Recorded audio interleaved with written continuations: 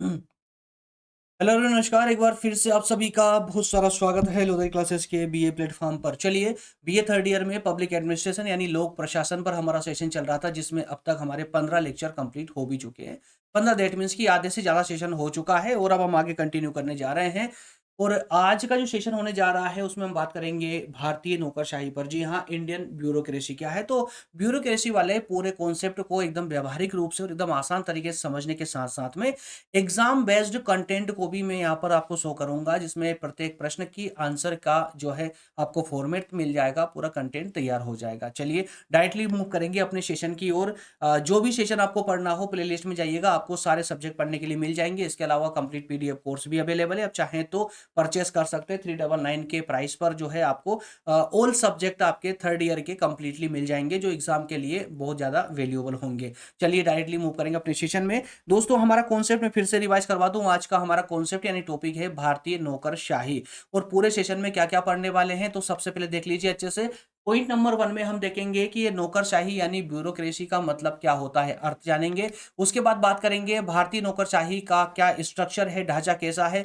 और point number 3 में इसकी विशेषताओं को देखेंगे। तो वहीं पॉइंट नंबर 4 में कार्य और भूमिका को देखने वाले हैं नौकरशाही की। वहीं पॉइंट नंबर 5 में प्रमुख कुछ समस्याएं, नौकरशाही की कौन-कौन सी समस्याएं हैं या कौन-कौन सी चुनौतियां हैं। और इसके अलावा पॉइंट नंबर 6 में उन समस्या या चुनौतियों में सुधार करने के कौन-कौन से उपाय हो सकते हैं, वो हम अपनी तरफ से एग्जाम में देते हैं। तो कंप्लीटली अगर आप बात करें कि क्वेश्चन कैसे आएगा, तो देखिए दोस्तों, क्वेश्चन में ये सारे पांचों 6 पॉइंट पूछे भी जा सकते हैं, या 2 या 3 पॉइंटों को मिला करके भी क्वेश्चन बन सकता है। या अगर कम नंबर में या 2 या 3 नंबर का कोई क्वेश्चन बनता है तो वो सेपरेट इन पॉइंटों पर भी आपसे क्वेश्चन डायरेक्टली भी पूछ सकता है। तो अब ध्यान से चलिएगा, हर पॉइंट पर अलग अलग स्लाइड बनाई दी गई है, अलग अलग कंटेंट में देने वाला हूं, तो हर प्रश्न का एक आंसर आपके पास में होने वाला है। चलिए पॉइंट नंबर 1 से करते हैं कहानी की शुरुआत। नौकरशाही का अर्थ क्या होती है। नौकरशाही, तो नौकरशाही के व्यवहारिक अर्थ पर पहुंचे उससे पहले हम इसके जो शाब्दिक अर्थ है उसको पहले समझ लेते हैं, ठीक है ना। तो नौकरशाही यानी ब्यूरोक्रेसी। ब्यूरोक्रेसी दोस्तों दो शब्दों से मिलकर के बनी हुई है। दो कौन कौन से शब्द हैं, तो ये जो अंग्रेजी शब्द है ब्यूरोक्रेसी, यह फ्रेंच भाषा के ब्यूरो से, तो वहीं ग्रीक भाषा के क्रेटस से मिलकर के बना है। कौन सा ब्यूरोक्रेसी शब्द। ब्यूरो का मतलब यहाँ पर दफ्तर होता है, दफ्तर यानी ऑफिस। तो वहीं क्रेटस का मतलब होता है शासन। और अगर इन दोनों को हम मिला दिए, दोनों को मिला दिया जाए तो इसका अर्थ हो जाता है दफ्तर का शासन या फिर अधिकारियों का शासन। तो यहाँ पर शाब्दिक रूप से अगर देखा जाए तो ब्यूरोक्रेसी का मतलब होता है अधिकारियों का शासन। लेकिन व्यवहारिक रूप में अगर बात करें तो लोक प्रशासन में नौकरशाही का अर्थ सरकार के उन स्थायी और पेशेवर अधिकारियों के समूह से होता है जो नीतियों और कानून को लागू करने का काम करते हैं। किनसे, कौन से अधिकारियों से दोस्तों, उन अधिकारियों के समूह से जो प्रशासन में या लोक प्रशासन में नीतियां यानी कि पॉलिसी मेकिंग का काम करते हैं, नीति या कानून लागू करने का काम करते हैं, बनाने का नहीं। ठीक है, तो नीतियों और कानूनों को लागू करने का काम करते हैं। क्लियर है।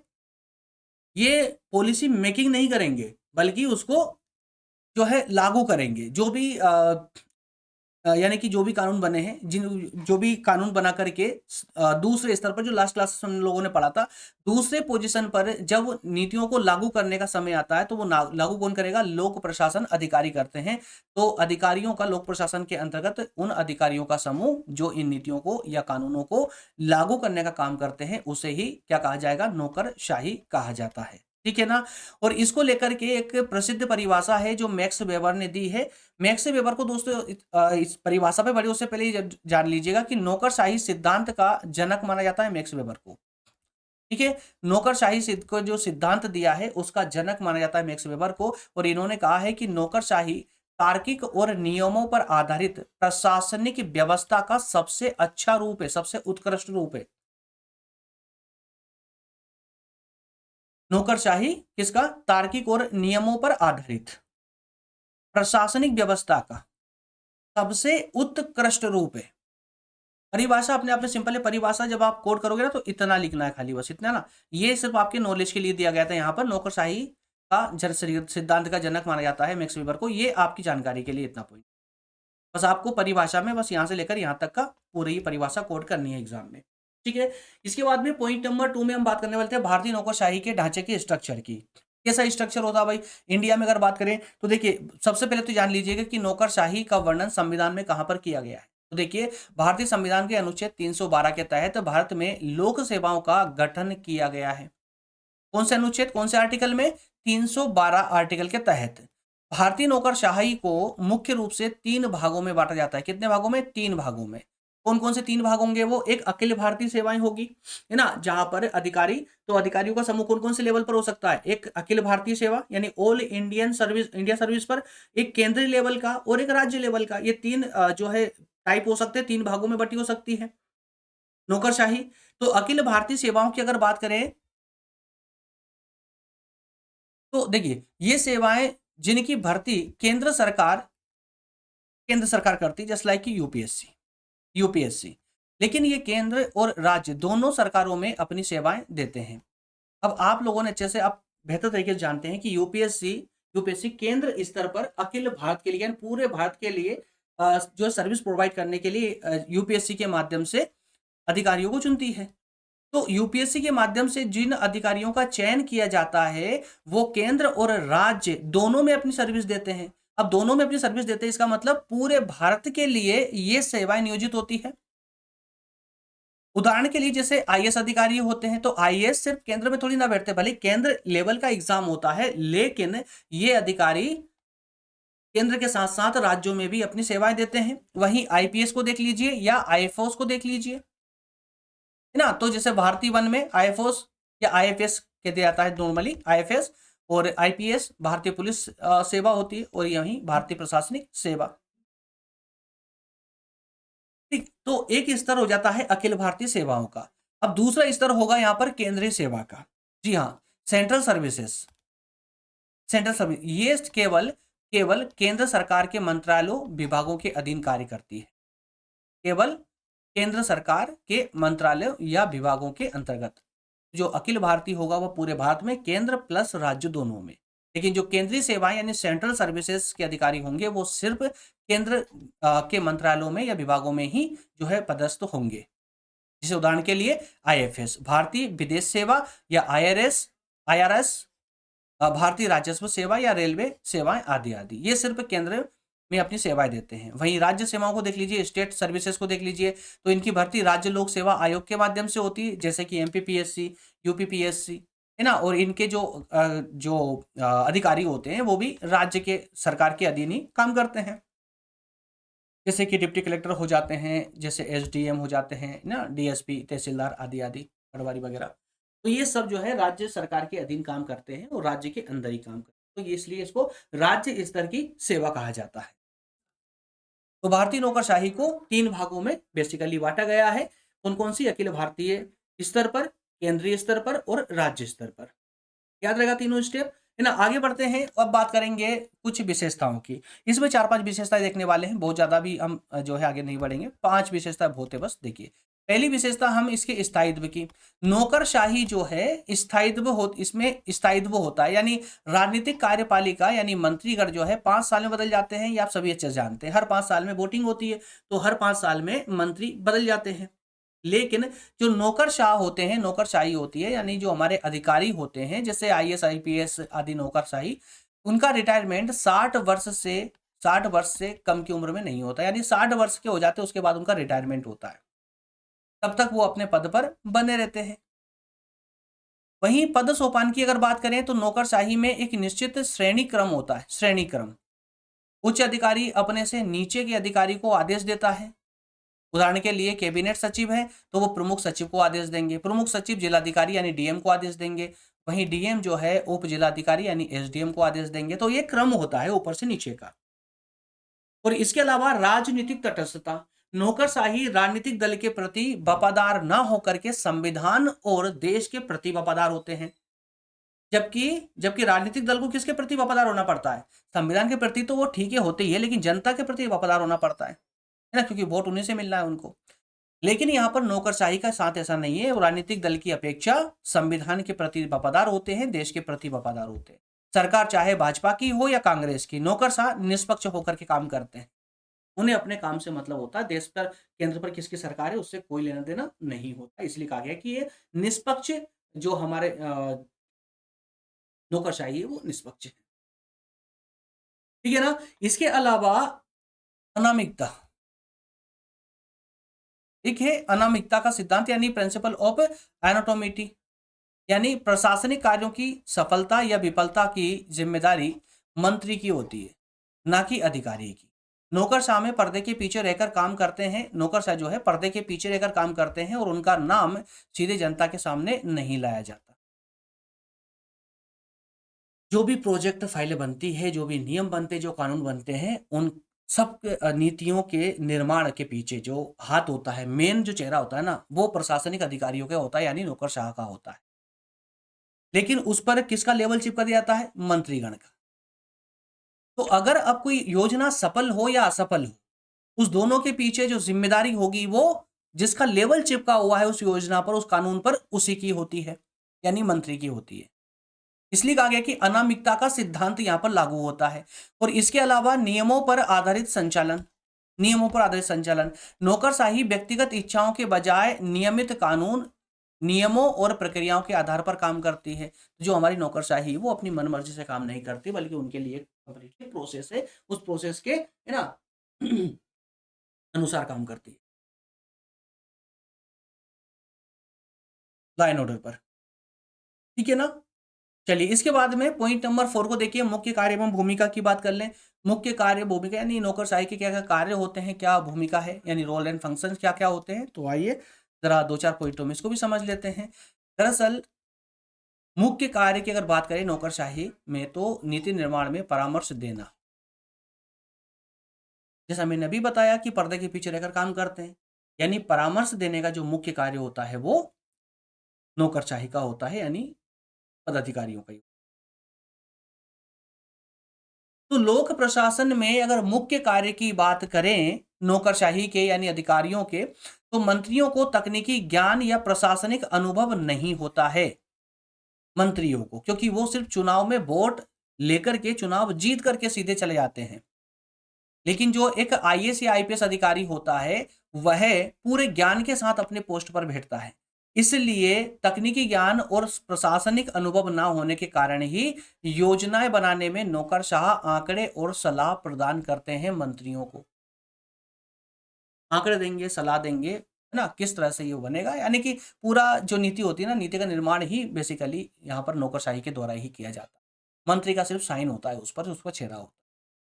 इसके अलावा नीतियों का क्रियान्वयन की अगर बात करें, क्रियान्वयन की, तो ये तो देखिए संसद या विधानसभाओं में जो कानून या योजनाएं बनती है, जैसे मनरेगा की योजना, आयुष्मान भारत योजना, उन्हें जमीनी स्तर पर लागू कौन करता है? तो नौकरशाही करते हैं, अधिकारी करेंगे ना।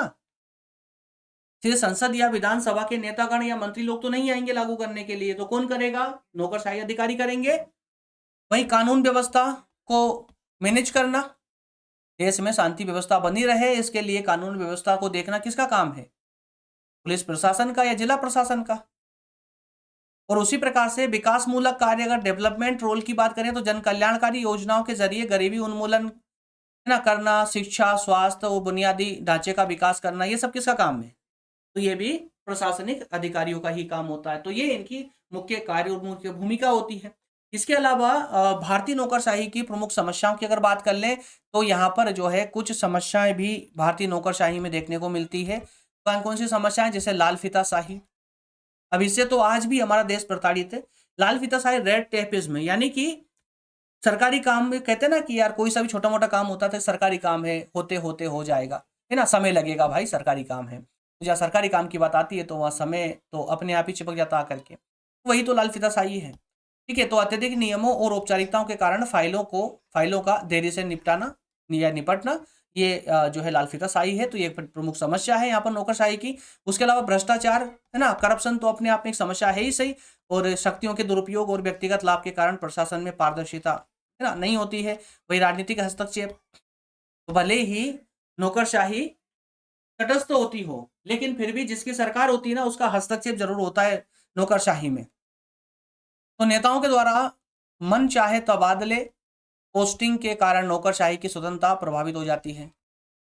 नेता लोग क्या कर देते हैं, उनके ऊपर रहता है, वो जब चाहे तब उनका तबादले यानी ट्रांसफर कर देते हैं। ट्रांसफर कारण से क्या होता है, वो कार्य अटक जाता है वहीं पर। तो ये भी एक प्रकार की समस्या है। इसके अलावा परिवर्तन के प्रति प्रतिरोध, परिवर्तन के प्रति प्रतिरोध, पुरानी औपचारिक मानसिकता के कारण नई तकनीकों या सुधारों को आसानी से ना अपनाना, है ना? तो पिछले कई ऐसे कारण रहे हैं जिसके कारण से नई तकनीकों को यानी जो बदलाव होना चाहिए, जो बदलाव एक्सेप्ट कर लिया जाना चाहिए, वो नहीं किया जाता है। और जनता से दूरी, कई बार अधिकारी स्वयं को जनता का सेवक ना मान करके अपने आप को शासक समझने लगते हैं, है ना? वर्दी का रूप जमाने लगते हैं। तो वो सब क्या है कि जनता रुष्ट हो जाती है उससे, जनता दूर हो जाती है उससे। तो ये कुछ समस्याएं हैं नौकरशाही की। इन समस्याओं से कैसे निपटा जा सकता है, उसके लिए आपको कुछ सुझाव भी देना पड़ेगा अपनी आंसर राइटिंग में। जी हाँ, आइए कुछ सुझाव भी देख लेते हैं। सुधार के सुझाव। तो जो समस्याएँ हमने अभी-अभी देखी है, उन समस्याओं को हम कैसे उनमें सुधार ला सकते हैं, ज़रा देखिए। डिजिटल गवर्नेंस, ई-गवर्नेंस का सहारा लेकर के, जिससे ऑनलाइन सेवाओं से पारदर्शिता आई और लाल-फीताशाही कम हुई। तो आज हालाँकि ये सही बात है और ये जो है मतलब वर्तमान में अगर देखा जाए तो जिस-जिस डिपार्टमेंट में, जिस-जिस विभाग में ऑनलाइन कार्य शुरू हुए हैं, वहाँ पर फाइलों का निपटारा जो है बहुत जल्दी होने लग गया पहले की अपेक्षा। इसलिए कहा गया कि डिजिटल गवर्नेंस पर जाना चाहिए, ई-गवर्नेंस पर जाना चाहिए, इसको अपनाना चाहिए। है ना? अगर पारदर्शिता लानी है और लाल-फीताशाही को यानी फाइलों के निपटारे को तुरंत निपटारा करना है, देरी को खत्म करना है तो ई-गवर्नेंस पर जाना ही पड़ेगा। उसके अलावा लेटरल एंट्री, लेटरल एंट्री मतलब निजी क्षेत्र के विशेषज्ञों को सीधे सरकार में उच्च पदों पर नियुक्त करना। भाई निजी क्षेत्र के जो विशेषज्ञ हैं, तो पता है कि यार ये काफ़ी मतलब समझदार है, ये इस प्रॉब्लम को रूट आउट कर देगा, जड़ से खत्म कर देगा, है ना? तो ऐसे लोगों को सरकार के उच्च पदों पर लाना चाहिए, जैसे संयुक्त सचिव का पद। उससे तुरंत वो चीज़ निपट जाएगी, सरकार में जो ढील-पोल चलती है ना, वो तुरंत खत्म हो जाएगी। मिशन कर्मयोगी, जो कि आजकल फाइलों में ही देखने को मिलता है, सिविल सेवकों की कार्यक्षमता और व्यवहार में सुधार के लिए राष्ट्रीय क्षमता निर्माण कार्यक्रम अक्सर किए जाने चाहिए। हालाँकि किए तो जाते हैं, लेकिन रिस्पॉन्स कुछ नहीं मिलता। तो आउटपुट के साथ में आउटपुट को ध्यान में रखते हुए इस प्रकार के मिशनों को जो है अंजाम देते रहना चाहिए। मिशन कर्मयोगी जैसे मिशनों को आज़माना चाहिए। ठीक है? तो ये कुछ जो है यहाँ पर सुधार के जो भी समस्याएँ रही है हमारे इस ब्यूरोक्रेसी में, उन समस्याओं को खत्म करने के लिए कुछ उपाय यहाँ पर हो सकते हैं। इनको आप एग्ज़ाम में ट्राई कर सकते हैं। इसके अलावा एक टेबल दे रहा हूँ मैं, कोई रिवीज़न टेबल, जिसमें आपको जो-जो आपने पढ़ा है, वो सब आपके सामने आ जाएगा। देखिए, जैसे संविधान में उल्लेख की बात करें ब्यूरोक्रेसी की, तो अनुच्छेद 312 में इसका उल्लेख किया गया है। मुख्य विचारक है मैक्स वेबर, जिसकी परिभाषा आप लोगों को लिखनी है ना? वो मुख्य विचारक है और ये जन्मदाता भी माने जाते हैं ब्यूरोक्रेसी के। मूल सिद्धांत है यहाँ पर पदसोपान, राजनीतिक तटस्थता, अनामिकता और स्थायित्व। ये मूल सिद्धांत है इसके। और वर्गीकरण की बात करें तो वर्गीकरण आईएएस, आईपीएस, एफओस, है ना? और आईआरएस और आईएफएस या पीसीएस। और वहीं मुख्य चुनौती की बात करें तो लाल-फीताशाही, भ्रष्टाचार, राजनीतिक दबाव, ये मुख्य चुनौतियाँ हैं, है ना? समाधान आपने अभी-अभी 3 देखे ही हैं। इसी के साथ सेशन होता है कंप्लीट। उम्मीद करता हूँ सेशन इतना कुछ ज़्यादा डिफ़िकल्ट था नहीं, तो ठीक है ना? आप समझते हैं। और नेक्स्ट सेशन जो होगा लेक्चर नंबर 17 में हम बात करने वाले हैं संघ और राज्य पर, यूनियन एंड स्टेट पर डिटेल में बात करेंगे। जहाँ पर कोई समस्या हो, देखिए अभी और कोई डिफ़िकल्टीज़ कुछ आ रही हो, कोई प्रॉब्लम हो रहा है, तो आप कमेंट करके मुझे बता सकते हैं। चैनल को सब्सक्राइब करके बेल आइकन प्रेस करके, और लोधाई क्लासेस चैनल में अगर आप अंदर जाते हैं तो वहाँ प्लेलिस्ट देखने को मिलेगी, जहाँ पर आपको सारे सब्जेक्ट बेसिकली देखने को मिल जाएँगे। नेक्स्ट टॉपिक ध्यान रखिएगा, ठीक है? अभी तक जो है लेक्चर नंबर 1 से लेकर 15 तक हो चुके हैं। तो आज ये 16वाँ लेक्चर भी हो चुका है, ठीक है? तो ये पूरे 16 लेक्चर आपको प्लेलिस्ट में जाकर के लोधे क्लासेस चैनल में प्लेलिस्ट में जाएँगे तो वहाँ पर आपको सारे लेक्चर देखने को मिल जाएँगे। इसके अलावा अन्य सब्जेक्टों को भी देख सकते हैं। साथियों, ये कुछ पीडीएफ कंप्लीट पीडीएफ कोर्स है जिसे आप 399 के सब्सक्रिप्शन अमाउंट पर प्राप्त कर सकते हैं। इसके लिए इस पेज का स्क्रीनशॉट लेकर इस नंबर पर व्हाट्सएप कर देंगे तो आपको बाकी जानकारी आपको नोट्स की वहाँ पर मिल जाएगी। मिलेंगे अगले सेशन में। अगर सेशन अच्छा लगा हो, हेल्पफुल रहा आप लोगों के लिए, तो लाइक ज़रूर कर दें। चैनल को अभी तक सब्सक्राइब नहीं किया तो जल्दी सब्सक्राइब कर लीजिएगा, तो क्योंकि बाकी सब्जेक्ट भी है जो आपको सीरियसली पढ़ना है, क्योंकि एग्जाम में अभी काफ़ी समय है, तो अभी से थोड़ी थोड़ी पढ़ाई चालू कर देंगे तो संभवतः एग्जाम तक आपका पूरा सिलेबस पूरी तरह कंप्लीट हो जाएगा। मिलेंगे अगले सेशन में। बहुत बहुत धन्यवाद। Thank you.